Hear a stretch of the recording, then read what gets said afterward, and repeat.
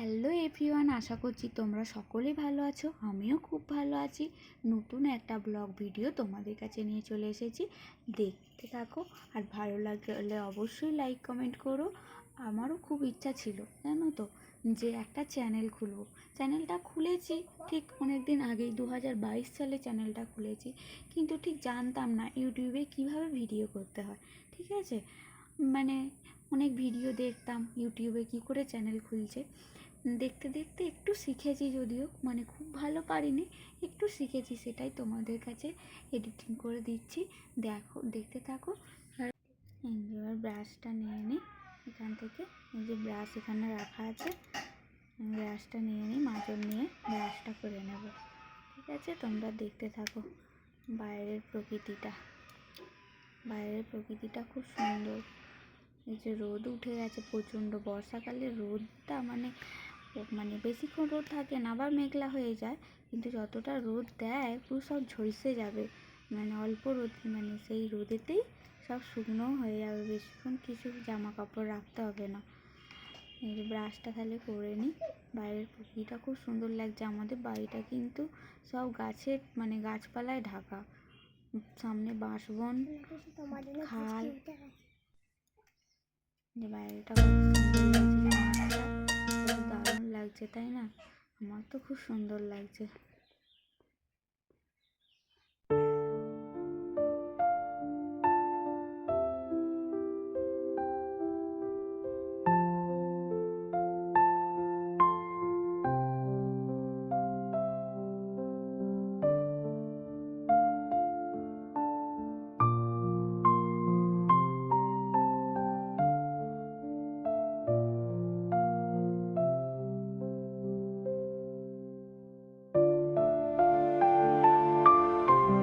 নিচেতে ঘুরতে গেছি, দেখছি একটা তাল পড়েছে সকালবেলায়। তাল দেখা যদিও খারাপ, তবু তালটা কুড়িয়ে নিই।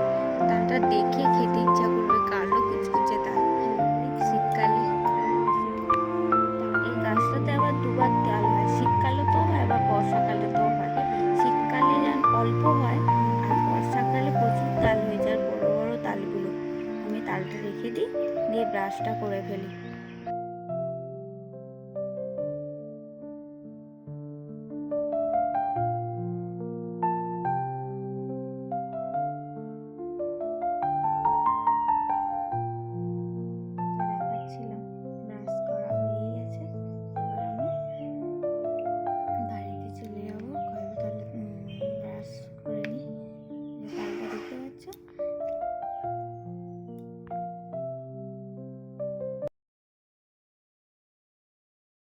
আমার মা ওখানে কলতলাতে আছে, কলতলা বলি আমরা, ওখানে মা কাপড় জামা কাচাকুচি করছে।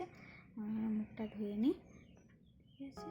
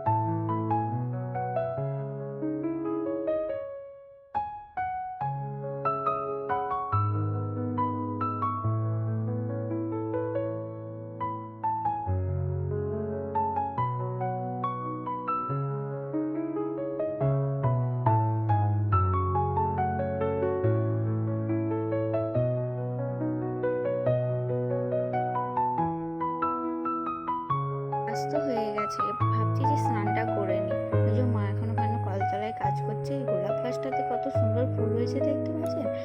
এই যে স্নান হয়ে গেছে, দেখেই বোঝা যাচ্ছে, যদিও আমার মাথায় গামছাটা বাঁধা গেছে, চুলটা ভিজে, সেই জন্য গামছাটা দিয়ে বেঁধে নিয়েছি। চুলটা তাহলে তাড়াতাড়ি শুকনো হয়ে যাবে। এই যে পিছনে দেখাচ্ছিলাম যে আমাদের ঠাকুর, মায়েদের এখানে ঠাকুর রাখা থাকে, রাধাকৃষ্ণ। আমার ঠাকুমাকে রাজ দিয়েছিল ওই রাধাকৃষ্ণ ঠাকুর। ভাবলাম যে এবার মুড়ি তো খাবো, কী দিয়ে খাবো, তরকারি বসিয়ে দিই। মা বললো তাহলে একটু আলু সেদ্ধ কর, ওই জন্য আলু সেদ্ধ ভাবলাম, আলু সেদ্ধ করবো না, একটু তরকারি করে নিই। দিচ্ছি, দেখে এই যে কড়া বসিয়ে দিয়েছি, তেলও দিয়ে দিয়েছি। এটা লোহার কড়া, সেই জন্য এটা কালো দেখতে, ঠিক আছে। আর একটু নিরামিষ তরকারি করবো, এতে একটু শুকনো লঙ্কা, একটু 5 ফোড়ন দিয়ে দিলাম, দিয়ে এবার এতে আলুগুলো দিয়ে দেবো।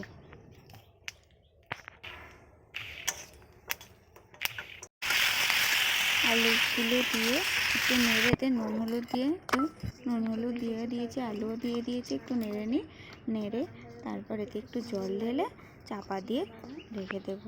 আলুটা হতে থাক, ততক্ষণ দেখতে থাকো। তোমরা দেখলে বন্ধুরা, আমি মুড়ি বাদাম নিয়ে বসেও গেছি, তরকারিও হয়েও গেছে, মুড়ি বাদাম নিয়ে খেতে বসে গেছি। আমি খেয়ে চলে এসেছি ঘরেতে।